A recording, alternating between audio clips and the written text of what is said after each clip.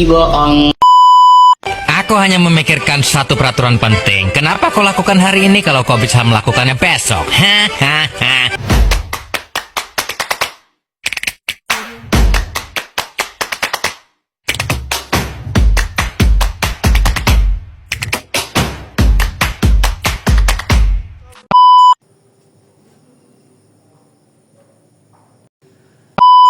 Halo teman-teman, kembali lagi di YouTube channel saya Iman Fawazega.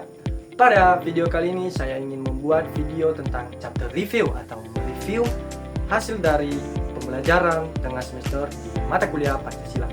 Sebelum itu, perkenalkan, nama saya Iman Fawazega dari Universitas Nias, Fakultas Sains dan Teknologi Prodi Agroteknologi semester 1. Video kali ini membahas tentang tugas di mata kuliah Pancasila dengan dosen pengampu Restu Yandika Sakti Jenderal SHMH.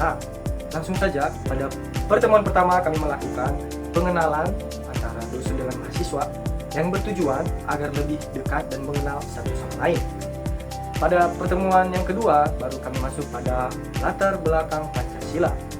Apa itu latar belakang Pancasila? Latar belakang Pancasila merupakan sebagai dasar dari negara kita, ideologi bangsa Indonesia, dan pandangan hidup negara Indonesia. Pancasila juga menjadi sumber dari segala hukum, sehingga setiap kebijakan dan peraturan perilaku warga negara harus mencerminkan nilai-nilai dari Pancasila.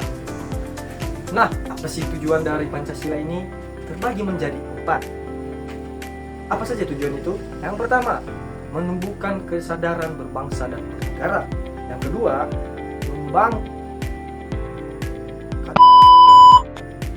kedua, mengembangkan pemahaman akan nilai dari Pancasila.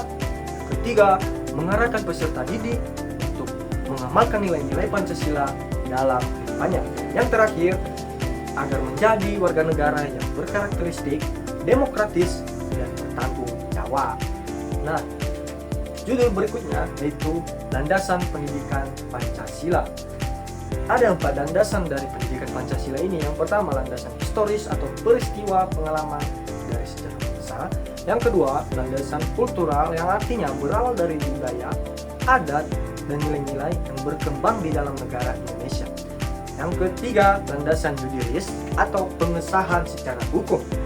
Yang keempat, landasan filosofis atau pandangan hidup dan nilai-nilai dasar bangsa Indonesia. Few moments later.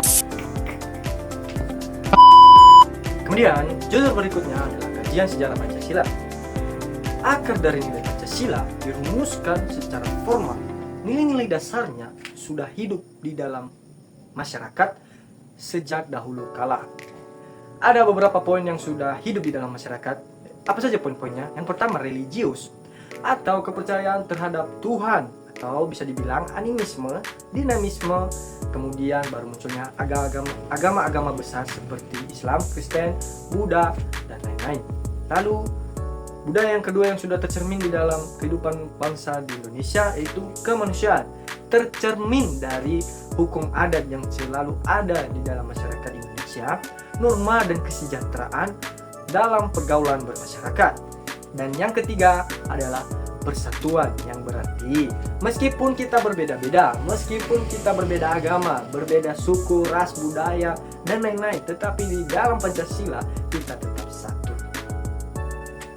Nah, masuk pada tema berikutnya atau judul berikutnya, yaitu konsep urgensi Pancasila dalam arus bangsa Indonesia. Di sini ada 3 peristiwa terjadinya kemerdekaan Indonesia. Yang pertama, periode pengusulan Pancasila atau biasa dikenal sebagai masa kebangkitan nasional, dimulai dari tahun 1908 hingga 1920. Lalu ada periode perumusan Pancasila atau biasa disebut dengan sidang pertama BPU PKI pada tahun 29 Mei sampai 1 Juni 1945. Lalu ada periode pengesahan Pancasila yang ditandai dengan Proklamasi Kemerdekaan Republik Indonesia pada 17 Agustus tahun 1945. Lalu, kedudukan Pancasila sebagai dasar dari negara Indonesia. Yang pertama, kita menelusuri konsep negara. Di sini ada 3 syarat agar Mas pada topik berikutnya, kedudukan Pancasila sebagai dasar negara. Pertama, menelusuri dari konsep negara. Ada 3 konsep negara yang sudah kami bahas. Yang pertama, pengertian dari negara. Negara merupakan sebuah organisasi yang memiliki kekuasaan kedaulatan untuk mengatur kehidupan suatu bangsa dalam wilayah tertentu. Negara menjadi sarana untuk mewujudkan cita-cita bersama. Lalu ada unsur-unsur terbentuknya negara. Sini ada 5. Yang pertama, rakyat. Rakyat menjadi salah satu unsur utama untuk pembentukan sebuah negara. Yang kedua, wilayah. Wilayah juga tempat berlakunya atau tempat terdudukinya sebuah kekuasaan dari suatu negara. Yang ketiga, pemerintah atau alat untuk mengerjakan sebuah kekuasaan. Dan yang kelima adalah pengakuan dari negara lain, atau ini bisa disebut sebagai unsur yang deklaratif. Lalu topik berikutnya, tujuan pembentukan dari negara. Negara lahir dari adanya kebutuhan untuk yang pertama, menjamin keamanan dari ketertiban masyarakat. Kedua, mengatur kehidupan bersama. Ketiga, melindungi kehidupan dan kepentingan rakyat. Dan yang keempat, mewujudkan kesejahteraan yang sudah terjamin di dalam negara tersebut. Judul berikutnya adalah menelusuri konsep negara, bentuk negara, dan pemerintahannya. Di sini terbagi menjadi mulai dari aspeknya, aspek dari negara kesatuan, aspek dari negara federasi. Yang pertama, pengertian. Pengertian negara kesatuan yaitu negara tunggal yang hanya ada satu pemerintahan pusat yang berdaulat. Sedangkan negara federasi, negara gabungan dari beberapa negara bagian yang memiliki kewenangan tertentu. Pembagian kekuasaan. Bagi negara kesatuan, kekuasaan dipusatkan pada pemerintahan pusat, daerah bersifat administratif. Sedangkan di negara federasi, kekuasaan dibagi antara pemerintahan pusat hingga pemerintahan negara bagian. Lalu ada kedaulatan.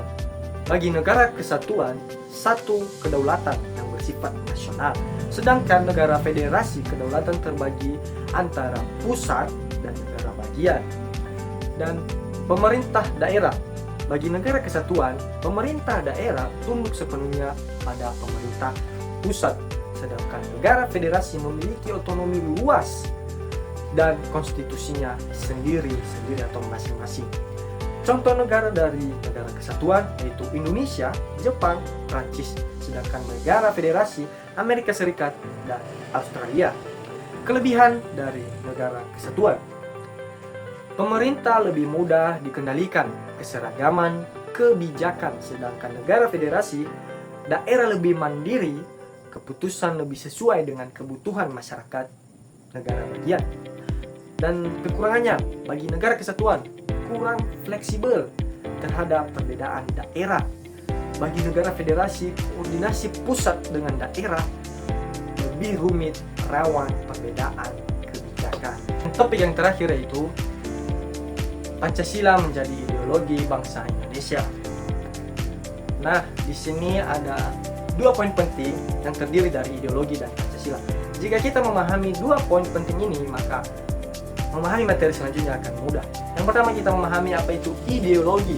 Ideologi adalah kumpulan dari gagasan, nilai dan kepercayaan menjadi dasar atau pedoman bagi seseorang, kelompok, atau bangsa dalam berpikir, bersikap, dan bertindak. Tujuan dari ideologi ini adalah memberi arah dan tujuan hidup, lalu membentuk cara berpikir dan bersikap. Lalu, apa itu yang dimaksud dengan Pancasila? Pancasila merupakan yang menjadi paduan bagi rakyat Indonesia dalam berpikir, bersikap, dan bertindak agar terciptanya kehidupan yang rukun, adil, dan sejahtera. Pancasila juga menjadi sumber hukum. Seluruh hukum yang berlaku di dalam Indonesia harus bersumber pada Pancasila, berlandaskan dan tidak boleh bertentangan pada Pancasila. Nah, jadi pertanyaannya, mengapa sih ideologi Indonesia itu Pancasila? Mengapa tidak UUD pembukaan? Mengapa tidak Sumpah Pemuda? Nah, kita akan menjawabnya. Yang pertama, alasannya karena Pancasila berasal dari kepribadian bangsa Indonesia. Yang kedua, Pancasila menyatukan bangsa yang sangat beragam. Yang ketiga, Pancasila mengandung nilai yang lengkap dan seimbang. Jadi kesimpulannya, ideologi bangsa Indonesia Pancasila karena Pancasila menjadi dasar dan arah kehidupan bernegara serta mampu menyatukan masyarakat Indonesia yang beragam dengan nilai-nilai yang terkandung di dalamnya, yaitu pertama, ketuhanan, kemanusiaan, persatuan, kerakyatan, dan keadilan sosial. Demikian video kali ini. Thanks for watching semuanya. See you next time.